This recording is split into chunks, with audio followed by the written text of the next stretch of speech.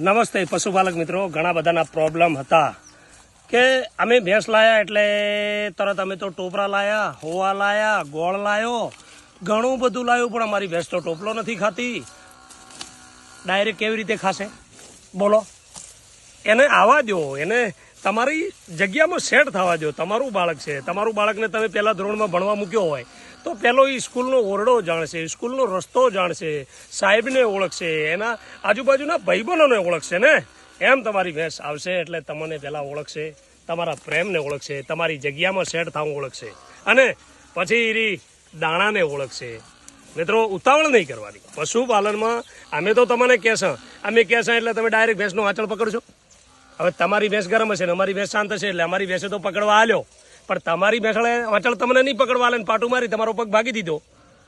અમારા કીધે તમારે નાચવું એ નાચવું નથી. તમારે થોડું તમારી યાદશક્તિ વાપરજો. આમાં શું છે, જાણે એને તાણે અને તાણે એને આગળ લઈ જાય.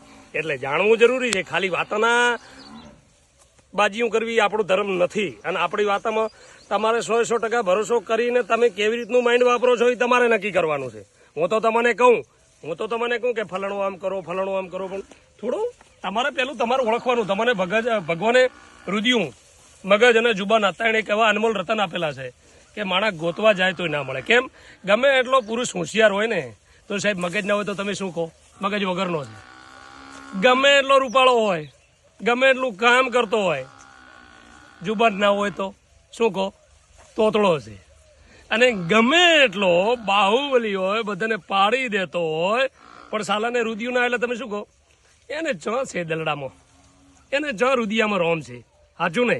એટલે નિયમ રાખીને ચાલો પશુપાલક મિત્રો. મારી સાથે જોડાયેલા રહેજો, મારી વાચાઓને વાચા આપજો, શેર કરજો, ફોલો કરજો, અને મારી સાથે જોડાયેલા રહેજો. જય ગોગા મહારાજ.